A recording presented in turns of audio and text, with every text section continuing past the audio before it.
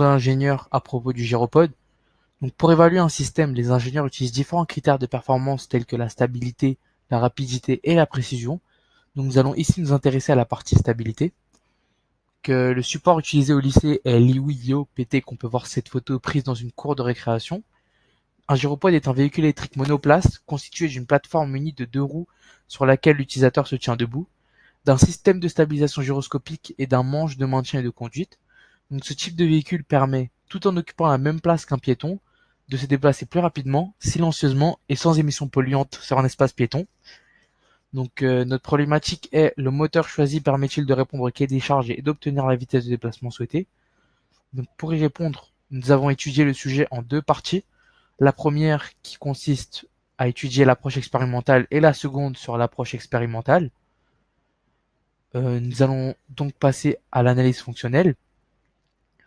Donc, vous pouvez ici voir notre schéma bêta-corne ainsi que notre schéma pieuvre et notre chaîne d'énergie qui nous ont été nécessaires afin de comprendre le fonctionnement du gyropode.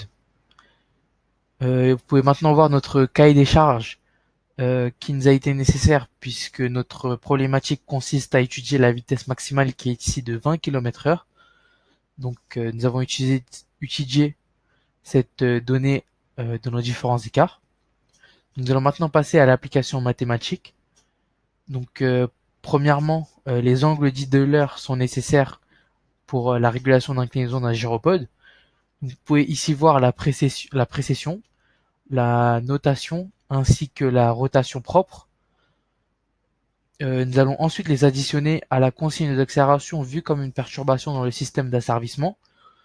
Ces angles permettront de définir l'orientation et nous allons les analyser lors d'une expérimentation prochaine. Nous avons aussi utilisé les équations de pendule inversée. Donc, un système de pendule inversée est un système dont les équations ont un signe négatif dans l'un des coefficients des termes des dérivées successives. Nous allons maintenant passer à la partie approche expérimentale avec nos mesures réelles. Donc, notre première expérimentation est un TP que nous avons étudié dans le but de comprendre le principe mis en œuvre pour maintenir en stabilité le gyropode. Pour cela, nous avons étudié les informations que l'unité de traitement du gyropode doit connaître pour agir et le maintenir en équilibre, tels que l'angle d'inclinaison et la vitesse angulaire. Donc, les capteurs permettant de trouver ces informations sont l'accéléromètre pour l'angle d'inclinaison et le gyroscope pour la vitesse angulaire. Nous nous sommes ici focalisés sur l'angle d'inclinaison, donc l'accéléromètre. C'est pourquoi nous avons effectué un branchement avec un accéléromètre, une carte Arduino, un multimètre en position voltmètre, et nous avons pu remarquer que l'angle d'inclinaison permettant une vitesse maximale est de 45 km/h. Notre seconde expérimentation consiste à étudier le potentiomètre, une résistance variable, c'est-à-dire que la valeur de la résistance appartient à un intervalle de données significatif. Donc, la grandeur d'entrée du potentiomètre est une direction qui est soit vers la droite, soit vers la gauche. Et l'unité de sortie du potentiomètre est l'ohm.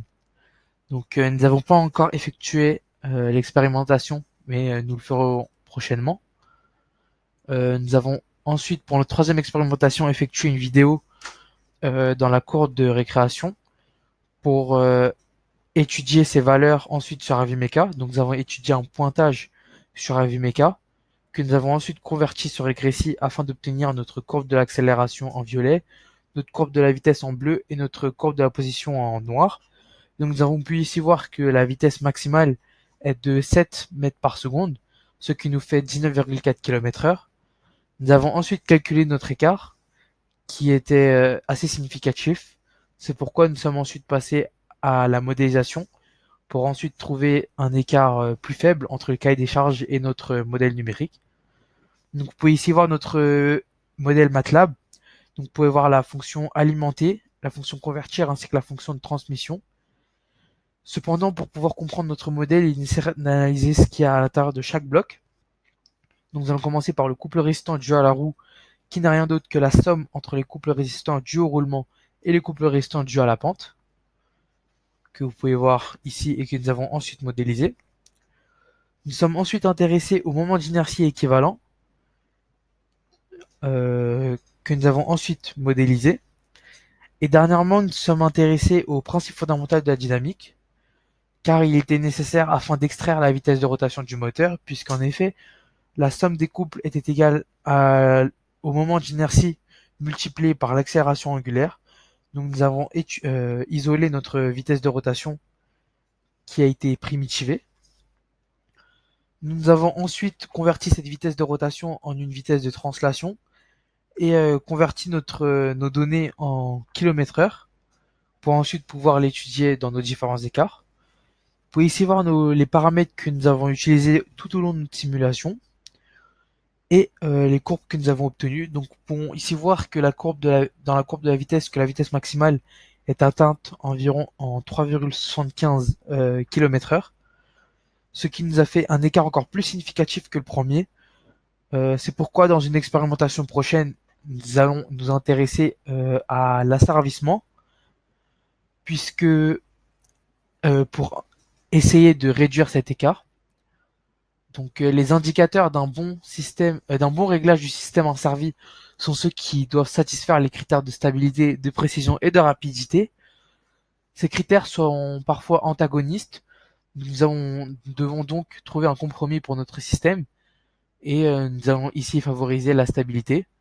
Donc nous n'avons pas encore effectué l'asservissement et nous l'effectuerons prochainement pour ensuite pouvoir calculer notre écart entre le système réel et le modèle numérique.